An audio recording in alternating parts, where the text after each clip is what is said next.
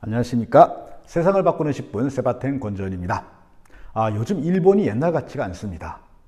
사실 저는 일본 문화를 좋아하는 편이고, 또 일본이 가지고 있는 그 여러 가지 저력에 대해서 상당히 높이 평가하는 편이었습니다만, 그런 제가 보기에도 요즘 일본의 모습은 뭐라고 할까요? 약간 나사가 빠졌다고 할까요? 해맹이가 없다고 할까요? 그런 모습을 보여주고 있습니다.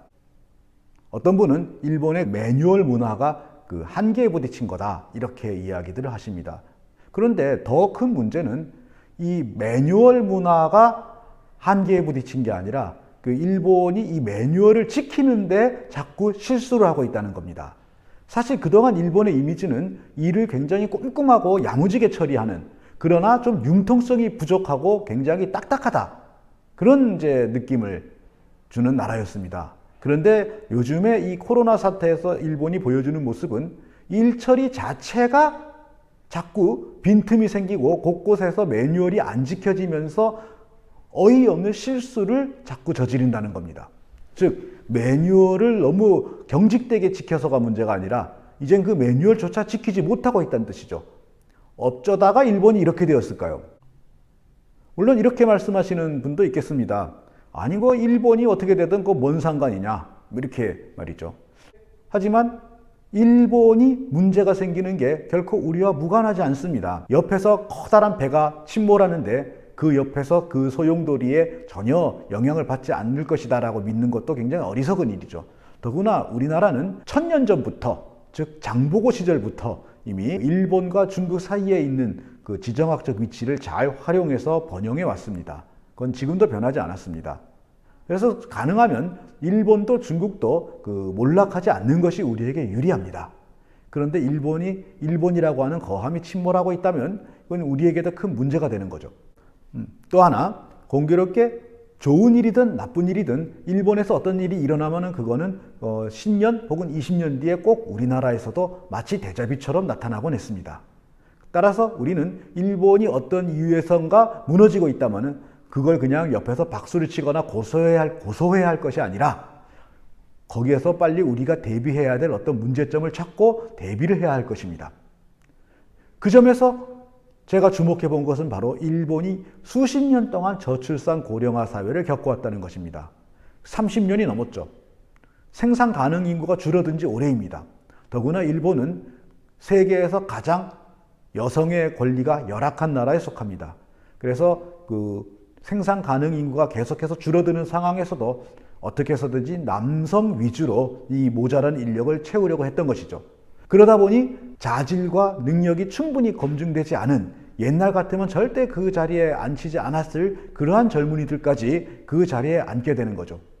더구나 사람이 모자라다 보니 그 선배나 상사들이 이 젊은이들을 엄하게 가르쳐서 업무에 충실하게 만들지도 못한다고 합니다. 막 조금만 엄하게 이렇게 이야기하거나 그러면은 일 안 한다고 나가버리니까요. 그러면 막 가서 사정을 해서 일을 시켜야 되거든요.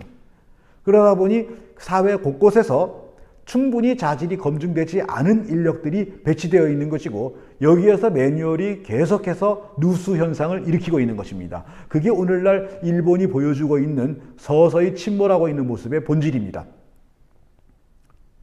그 순간 저는 우리는 과연 여기에서 얼마나 자유로운가 하는 생각을 하지 않을 수 없었습니다. 왜냐하면 우리의 저출산 고령화는 일본보다 2배속이거든요.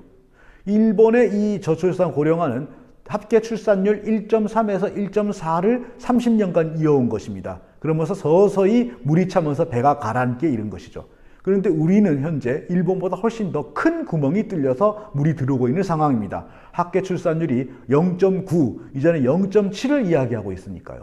그래서 지금은 일본이 우리보다 더 먼저 가라앉고 있지만은 이런 속도라면 우리도 일본을 순식간에 따라잡을 수 있다라는 그 경각심을 가져야 합니다. 그나마 우리가 일본보다 조금 더 버틸 수 있는 것은 우리가 일본보다는 그래도 여성의 사회 진출이 좀 더 나았기 때문입니다. 그래서 그 일본이 어이없는 인력으로 채워야 될 자리를 그래도 여성 중에서 똑똑한 사람들이 자리를 대신 채워줄 수 있었기 때문이죠. 하지만 이것도 언제까지 그럴까요? 이런 추세라면 조만간에 이제 여성 인력조차도 모자라지기 쉬울 것입니다. 더 큰 문제가 있습니다. 여성 인력 중에서 중요한 자리를 찾아서 하나하나 채워 넣다 보면은 이 여성들이 또한 출산을 하지 못하는 경우가 생긴다는 겁니다. 일을 하는 여성이 곧 출산을 하는 여성이라야 되는데 아직까지도 우리 문화는 직장에서 일이냐 출산과 양육이냐를 골라라 라고 하는 이상한 풍조가 남아있다는 거죠. 이런 상황이라면 많은 여성들은 출산 대신에 일을 선택할 가능성이 큽니다.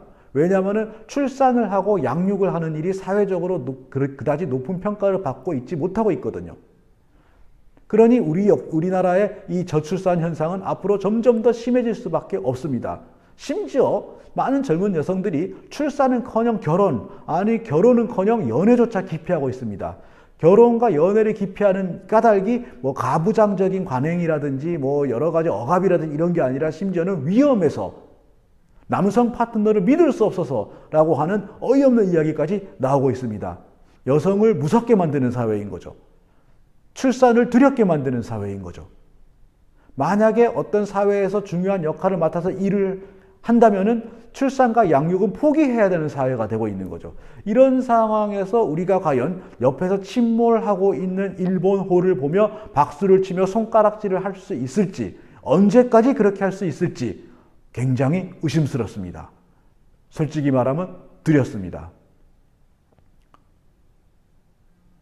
긴 말이 필요 없죠.